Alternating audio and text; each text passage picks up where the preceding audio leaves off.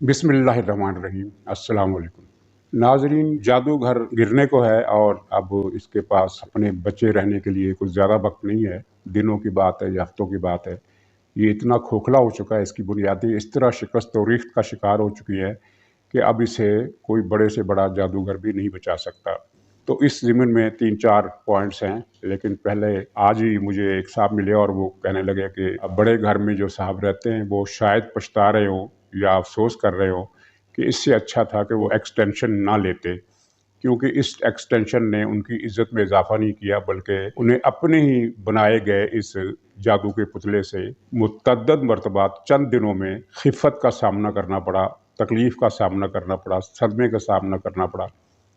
पहला सबक तो उन्हें उस वक्त पहुंचा जब उन्हें ये पता चला कि जादू घर में एक इजलास हुआ है जिसमें उनके खिलाफ बातें की गई हैं, और सिर्फ बातें नहीं की गई बल्कि गालियां तक दी गई हैं, यानी नहायत बुरे अल्फाज में जिक्र किया गया। इसकी रिपोर्ट पूरी उनको पहुंच गई, रिपोर्ट नहीं पहुंची बल्कि रिकॉर्डिंग पहुंच गई। और दूसरा फिर ये हालिया तकर्री के मसले पर जो उनके साथ हुआ कि उन्हें पहले फ़ोन पर बताया गया कि मैंने आपके नाम की मंजूरी दे दी है, तो आप इसके तकर्र का ऐलान कर दें। अगले दिन वो मुतल्लका इदारे ने तकर्री का ऐलान कर दिया, लेकिन जब ये ऐलान हुआ तो वो मुकर गए। इस पर ज़ाहिर है साहब को बहुत सदमा हुआ होगा। अगरचे हैरत नहीं होनी चाहिए, क्योंकि वो भी जानते हैं जिस तरह बाकी कौम जानती है।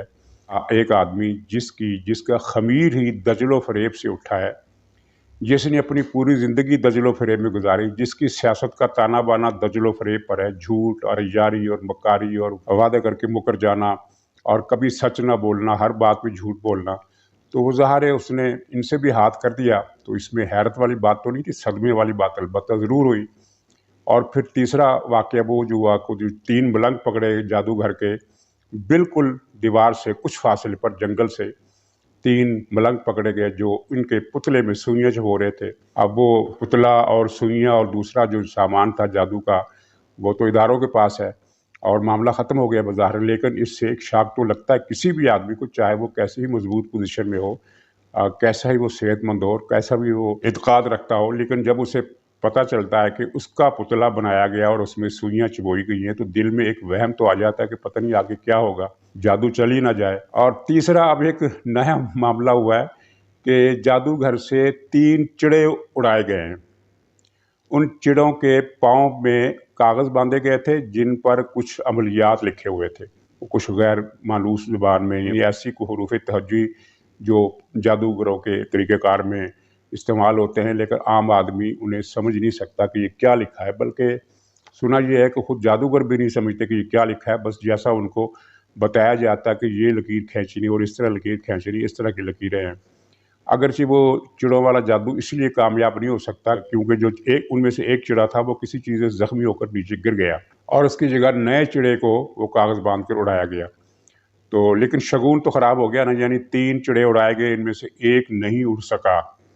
तो जादू का जो एक मरहला था, ये कोई टूने की नई किस्म है। पैगाम रसानी का इससे कोई ताल्लुक़ नहीं हो सकता, क्योंकि आजकल के दौर में पैगाम रसानी के लिए चिड़े इस्तेमाल नहीं किए जाते। ये कोई जादू टूने की नई किस्म है जो जादूगर ने इस्तेमाल की है।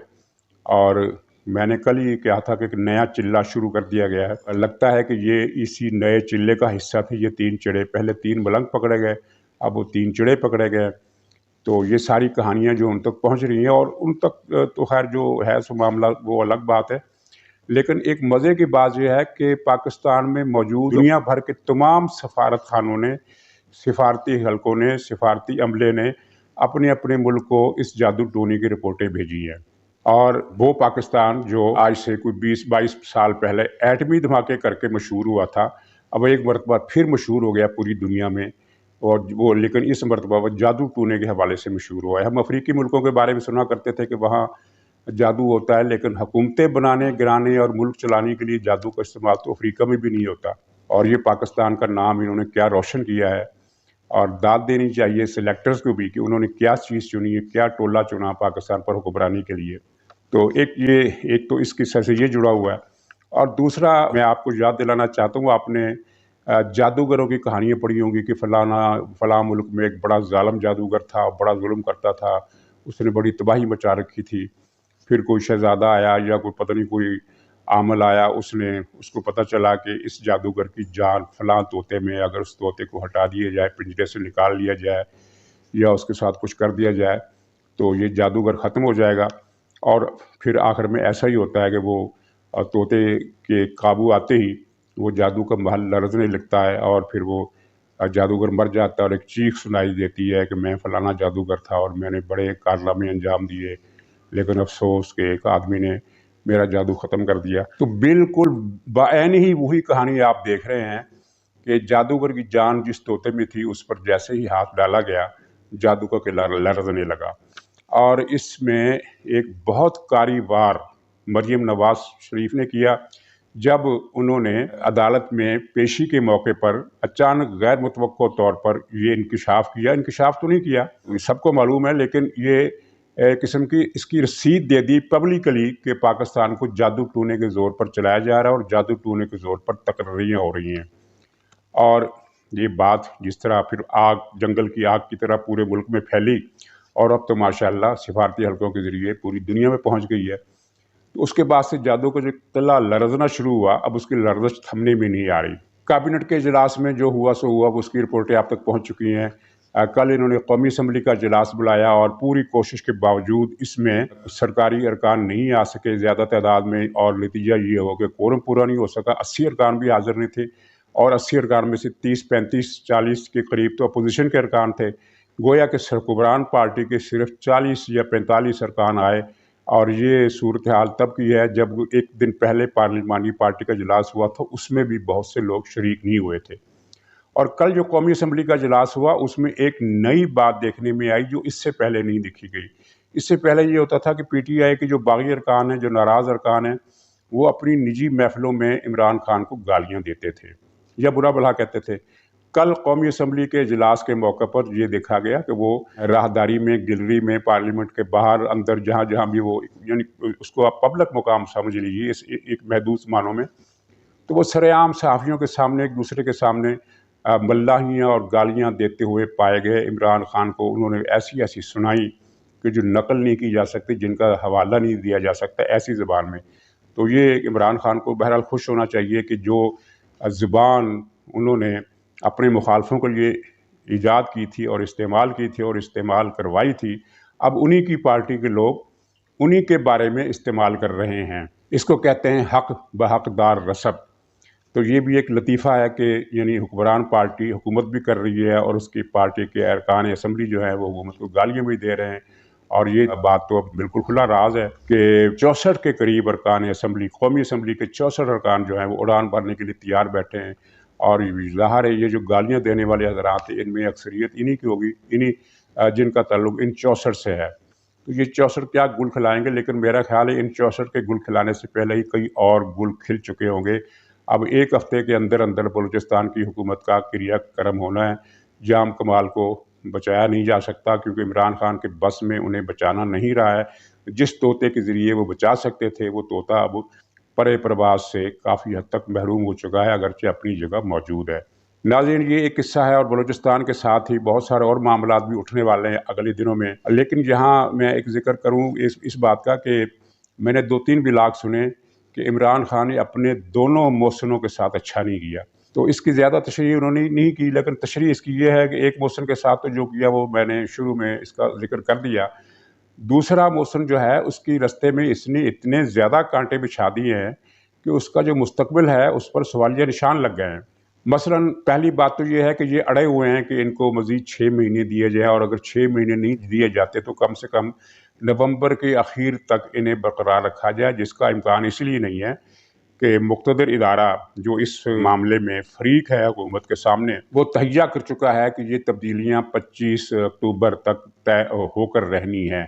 25 اکتوبر یعنی آج 16 تاریخ ہے، تو گویا کہ ہفتے 8 دن کا مسئلہ رہ گیا ہے۔ اس کے اندر اندر یہ طے ہونا ہے، اور جس کی تقرری ہوئی ہے اس نے 4 ہی سنبھالنا ہے، اور جس کا تبادلہ ہوا ہے اس نے بھی جا کر 4 ہی سنبھالنا ہے، اور جس کا تبادلہ ہوا ہے وہ 4 ہی سنبھالنے سے انکار نہیں کر سکتا، کیونکہ یہ تو بہت ہی فیٹل معاملہ ہو جائے گا اس کے فیوچر کے لیے۔ لیکن فیوچر کیا ہے؟ فیوچر یہ ہے کہ یہ صاحب تو ان کو اس سے بھی بڑی پوزیشن پر لانا چاہتے تھے، لیکن جس طرح اور بہت وسیع پیمانے پر ان کو متنازعہ کر دیا گیا ہے فریقین کی طرف سے، फरीकैन से मुराद अपोजिशन और हुकूमत, यानी खुद इमरान खान ने जिस तरह इन पर इसरार करके पूरे मुल्क तक ये बात पहुंचा दी है कि वो किस तरह इनको इस्तेमाल करते रहे हैं और किस तरह उनको इस्तेमाल करने का आइंदा भी इरादा रखते हैं, तो उसके बाद उनकी ज़ात बहुत मुतनाज़ा हो गई है। तो ये फ्यूचर के लिए एक फ़ैसला कुल मोहर साबित हो सकती है, उनकी ज़ात इस तरह मुतनाज़ा हो जाना। और दूसरी बात यह है कि मुतनाज़ होने का ये सिलसिला रुकेगा नहीं। वो अगली तकरीरी पर तबादले के बाद जो नई जिम्मेदारी संभालेंगे, तो क्या मुख्तलिफ पार्टियाँ ख़ास तौर पर मुस्लिम लीग नून और JUI और कुछ दूसरे ये उन्हें माफ़ कर देंगे? मेरा ख्याल है कि वो इन पर संगबारी और दुशनाम और इल्ज़ाम और कंपेन इनके ख़िलाफ़ चलाते रहेंगे। वो सिलसिला चलता रहेगा और ये तारीख़ में एक बदकिस्मत वाक़या होगा कि एक ज़िम्मेदार ओहदे पर फाइज शख्सियत के ख़िलाफ़ अपोजिशन की जमातें, सियासी जमातें इस तरह तीर आजमाई करती रहें। और ये बात कितनी अनोखी और कितनी मुनफरद होगी पाकिस्तान की सियासी तारीख़ में, और इसका नतीजा क्या निकलेगा। गोया इमरान खान ने ये इसरार करके कि मैंने इन्हें हर सूरत में रखना है, 6 महीने के लिए रखना है या मुस्तकिल रखना है या क्या करना है, इसरार करके उनकी राह में, अपनी ही मोहसिन की राह में, उनके रास्ते में इतने ज़्यादा कांटे बिछा दिए हैं कि उनको चुनना अब तकरीबन नामुमकिनात में से लगता है। तो ये वो कारनामा है जो इमरान खान के हाथों हुआ है, जिस पर अपोजिशन खुश है और ख़ास तौर पर मुस्लिम लीग नून बहुत ज़्यादा खुश है। नाज़रीन, जब ग्रिप कमज़ोर होती है तो फिर अदलिया का मूड भी बदल जाता है। वो आपने उसके मुज़ाहरे देख लिए। ज़्यादा खुलकर बात मैं नहीं कर सकता, मुझे करनी भी नहीं चाहिए, क्योंकि ये अदलिया के वक़ार का मसला है। लेकिन पिछले 3-4 मामलात में आपने कुछ रिमार्क सुने होंगे, कुछ फ़ैसले सुने होंगे, किस तरह नैब की एक दरख्वास्त मुस्तरद हुई। जब नैब की ये दरख्वास्त दायर करने का फ़ैसला हुआ था, और ये फ़ैसला नैब में नहीं हुआ था, ये जादूघर में हुआ था। उस फ़ैसले में ये तय था, ये फ़र्ज़ कर लिया गया था, बल्कि यकीन कर लिया गया था कि इस दरख्वास्त पर अमल होगा और मरीम नवाज़ चंद दिनों के अंदर अंदर दोबारा जेल चली जाएंगी। लेकिन आपने देखा कि वो किस तरह वो दरख्वास्त मुस्तरद हुई और मामला ख़त्म हो गया। जादूघर में इस बात का सदमा भी बहुत बुरी तरह महसूस किया गया है। और नैब की जो इज़्ज़त थी, माफ़ कीजिएगा, नैब की इज़्ज़त तो थी नहीं, जो इसकी बेइज़्ज़ती थी, उसकी बेइज़्ज़ती की तहों में एक और तह का इजाफ़ा हो गया है। बहुत मायूस कुन सूरत हाल है जादूघर के लिए और नैब के लिए, और नैब के उस चेयरमैन के लिए जिसकी अपनी एक्सटेंशन लटक गई है। इस तरह लटक गई है कि जिस आर्डीनेंस के तहत उन्हें दोबारा तोसी दी गई थी, वो आर्डीनेंस अभी तक जारी नहीं हो सका, नाफज नहीं हो सका। एक अजीबोगरीब लकूना बन गया है। इसलिए है कि अगर ये आर्डीनेंस अब किसी मरहले पर जारी हो जाता है तो इस एक्सटेंशन का सिरा कैसे मिलाया जा सकेगा, क्योंकि आर्डीनेंस जारी ना होने की वजह से चेयरमैन नैब जो है अपनी मुद्दत पूरी करके कानूनी तौर पर रिटायर हो चुका है, फारग हो चुका है। अब रिटायर्ड शख्स की असर-ए-नौ तैनाती होती है, एक्सटेंशन नहीं हो सकती। तो ये यानी गोया कि जो जावेद इकबाल है, वो भी इस इमरान खान की कुव्वत फैसला ना होने की वजह से बीच में लटक गया है। मैंने पिछले व्लॉग में कहा था कि मुश्तरका इजलास का जो मनसूबा है वो भी बुरी तरह नाकाम हो गया। तो कल कौमी असम्बली के इजलास में हक़ानी असम्बली की हाज़िरी जितनी कम थी, उसके बाद तो मुश्तरका इजलास बुलाने की हमाकत जो है वो मेरे ख्याल में इस हुकूमत को नहीं करनी चाहिए। अगरचे ये अंदाज़ा नहीं है कि इस वक्त बौखलाई हुई हुक्मरान जमात के अंदर फ़ैसला साजी की सलाहियत क्या है और वो क्या फ़ैसला करती है। वज़ीरों के उल्टे पुल्टे बयानात से आप अंदाज़ा कर सकते हैं कि वो इस वक्त उनकी जो सोचने समझने और बात करने की सलाहियत जो है वो भी दम तोड़ चुकी है, और उससे सही तरीके से बात भी नहीं हो रही कि उन्होंने क्या बात करनी है और किस वक्त क्या कहना है। और इन सारी जो पेचीदा किस्म के जो मामलात चल रहे हैं, उनके अंदर से तरह तरह की अफवाहें भी फूट रही हैं। मसलन एक अफवाह ये थी कि एक बहुत अहम वज़ीर को फ़ारग करने का फ़ैसला कर लिया गया था, लेकिन फिर किसी ने बताया कि इस मरहले पर अगर आप इस वज़ीर को फ़ारग करेंगे तो ये वज़ीर इतना बड़बोला है, ये टीवी स्क्रीनों पर जाएगा और पता नहीं आपके खिलाफ़ क्या क्या बातें कर देगा और कौन कौन से राज खोल देगा, जिसके बाद इस वज़ीर की बरतरफी रुक गई। और वज़ीर का जुर्म ये था कि इसे कहा गया था, एक झूठ बात की गई थी, वो ये थी कि बड़े घर की तरफ से 3 नामों की समरी छोटे घर में, जादूघर में मौसूल हो गई है। उसको 3 नाम बताए गए थे, इसने 3 नाम सहाफ़ियों को फीड कर दिए और वो प्रेस में चल गए, टेलीविज़न की स्क्रीनों पर टिकर्स की सूरत में चल गए और अखबारात में छप भी गए, जबकि ऐसी कोई समरी आई नहीं थी। तो अब वो जो ये जादूगर है वो इतना परेशान है कि उसने कहा कि ये तुमने सहाफ़ियों को ये बात क्यों बताई, क्योंकि ये बात उसको उल्टी पड़ गई और उसकी बदनामी का बास बनी। क्योंकि ऊपर से भी ज़ाहिर पेशी हुई कि जब हमने समरी भेजी नहीं तो तुमने ये कैसे खबर चला दी। अब उस वज़ीर का कसूर नहीं है, क्योंकि वज़ीर को नाम तो फ़ीड किया गया था, बताया गया था कि ये नामों की समरी आई है, तो उसने उसको सच समझते हुए आगे चला दिया। तो उस वज़ीर की शामत आते-आते रह गई। बच गया आखिरी लम्हात में, इसलिए कि वो फ़ैसला तकरीबन हो चुका था उसकी छुट्टी का, लेकिन फिर जब ये उसके नतीजे से उनको आगाह किया गया कि इसके नतीजे में ये वज़ीर जो है वो क्या कुछ बयान कर सकता है, क्या कुछ बक सकता है, तो फिर ये फ़ैसला बदला गया। इसी तरह के लतीफ़े चल रहे हैं।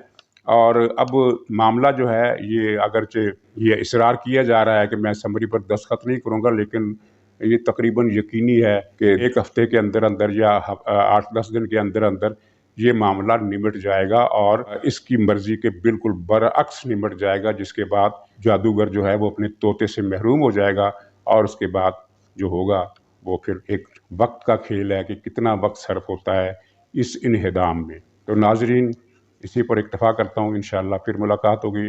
अल्लाह ताला आप सबको खैरियत से रखे। खुदा हाफ़िज़।